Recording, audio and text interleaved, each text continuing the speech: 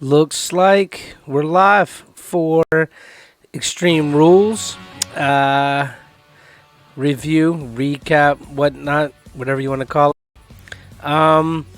So we are on the wrong music. So money.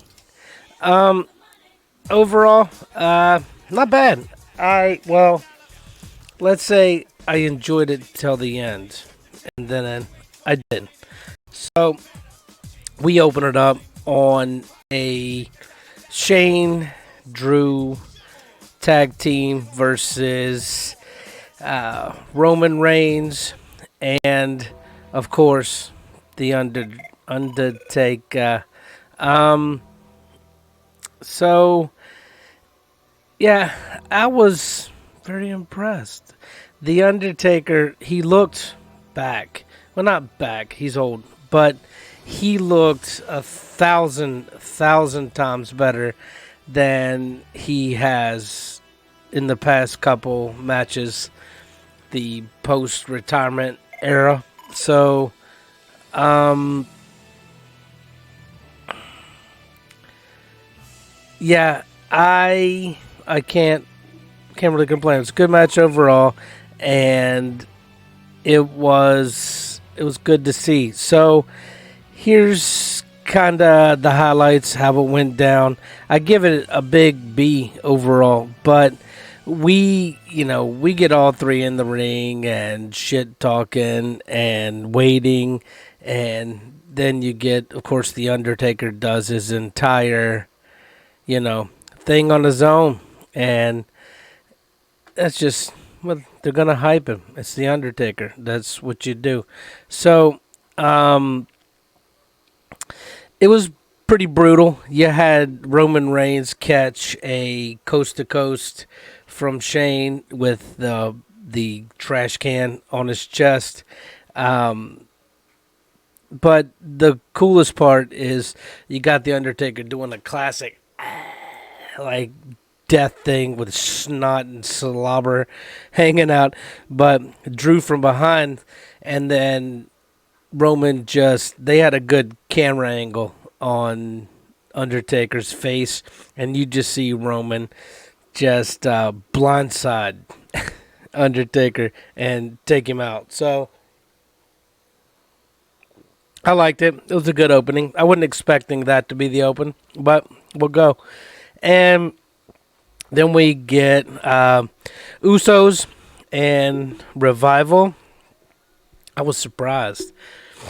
Revival not only looked good, don't let anybody know I said that, but they beat the Usos and retain, and probably a B match overall.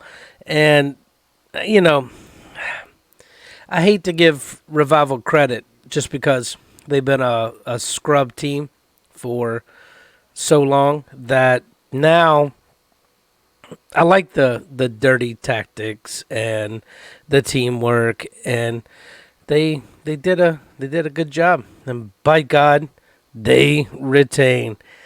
And then we get Alistair Black. Oh well, okay. So I like the fact that Cesaro, braces and all, like some middle schooler, mocks him and does the whole sit down stupid shit that he does, and he talks to him like, I am here to pick a fight with you. So anyway, it was a good match. Alistair's not a bad wrestler. He's very athletic, and he's a good in-ring entertainer. Just a horrible promo cutter. He's not a talker, or not a fast talker. So anyway, we have Truth backstage looking for Drake Hornswoggle, and it's fun. You have the Street Profits making fun of Bliss and Cross being co-champions.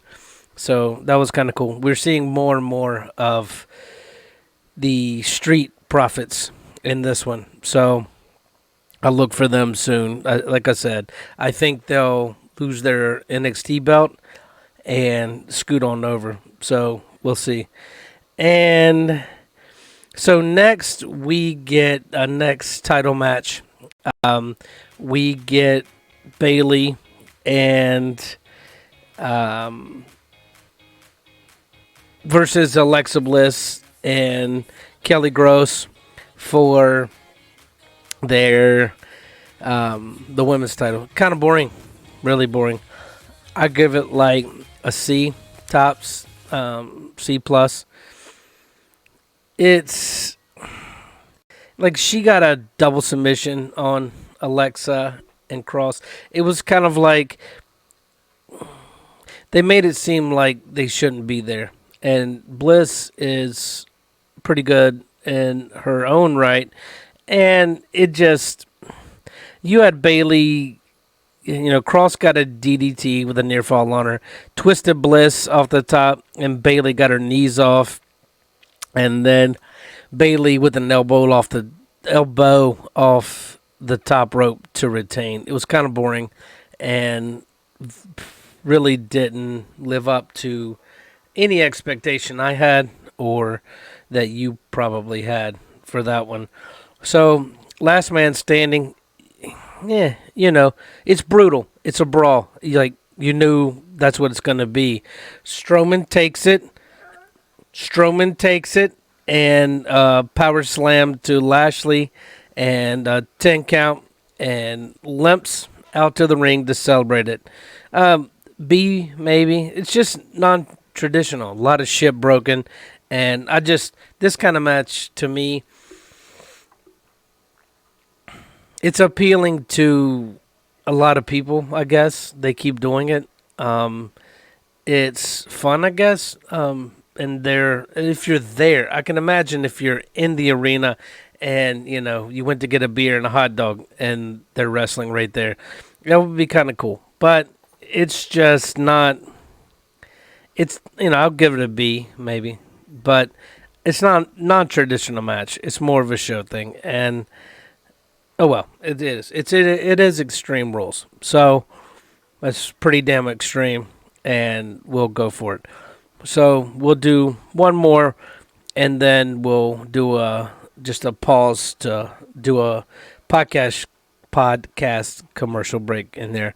So we have the three-way match: New Day, Daniel Bryan Rowan versus Heavy Machinery. I like Heavy Machinery. I shouldn't, and I thought they might take it, but in the end, you have New Day polishing it off, and they're your 6-time world champions. All good on the New Day. All gold on the New Day. All three have belts. I imagine, I don't know what they're going to do with Daniel Bryan now. They will split him and Rowan now, or at least singles. Rowan hasn't done much in a while. And I'm waiting for Raw, your 6-time. Yeah, we'll see. So, quick pause. And that would be a commercial in there. So, Heyman actually grabs the mic from the interviewer talking to New Day and heads to the ramp and does the whole, let me set a few things straight for the record. I am Philadelphia. I am the entire concept of Extreme, and I'll be damned if I leave Philly tonight on an Extreme show without being part of history. Tonight, in that very ring, my client, Brock Lesnar, will cash in his Money in the Bank contract. So, I was hoping he was bluffing or some shit would happen, but I don't know. We'll see. I'm not going to jump ahead, although you probably already know. So we get AJ Styles, the X-Face trying to run this place. He's versus Ricochet. They do, of course, a quick replay of the rivalry. They're both so athletic. Ricochet flipping holds a ring. Gallows and company actually tearing him down before he gets there. So I expected a lot from this match. It kind of delivered. I fully expected Ricochet to win. AJ been beating him on the weekly shows, so I expected him to win. Ricochet owns him on his damn neck, upside down, like a little. I don't know, man. The dude is too. I don't know. He's like an action figure, I guess. So, of course, we have the club interfere, knock him off the rope, and had Ricochet lose, and to heal AJ. So I think this is a rivalry that's good. I think it's going to last a while, and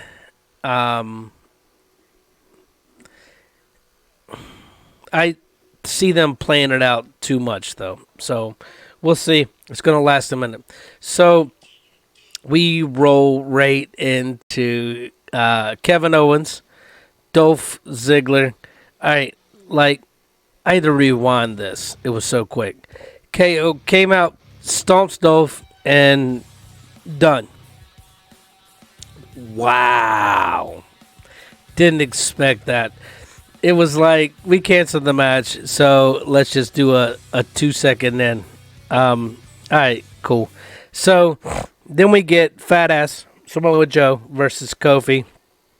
And they let Joe hang in there, man. Why? Deep C. Like, it's only not a D because Kofi. Joe just is not good. Stop giving him shots. Stop. We have Kofi bouncing off the rope. Trouble in paradise. Go home, Joe. Done. Not talking about it anymore. Because here it is. It's on. It's on the main event. The whole kit caboodle. The Corbin Lacey versus the Man, Becky Lynch, and Seth frickin' Rollins.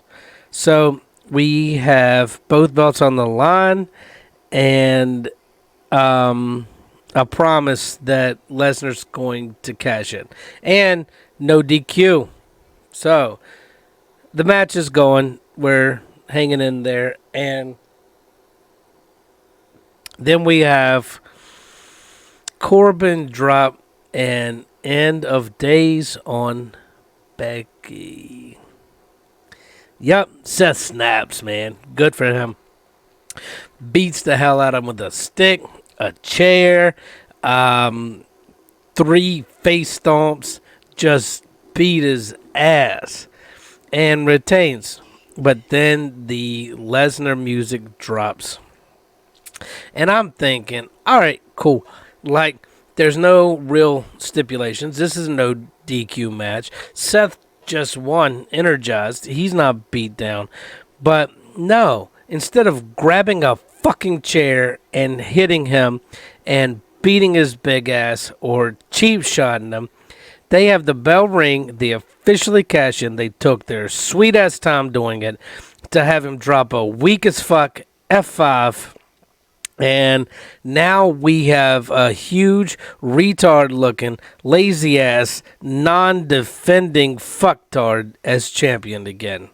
And that's why this pay-per-view went from good to shit at the end. So, not happy with him being dethroned, but hopefully they have something in store for us on that. So, we'll exit on that. And we will see you guys for the Raw review soon. Thanks for watching on YouTube. Thanks for listening on wherever you get your podcast. And at the GOW podcast show. Thanks, guys. Peace.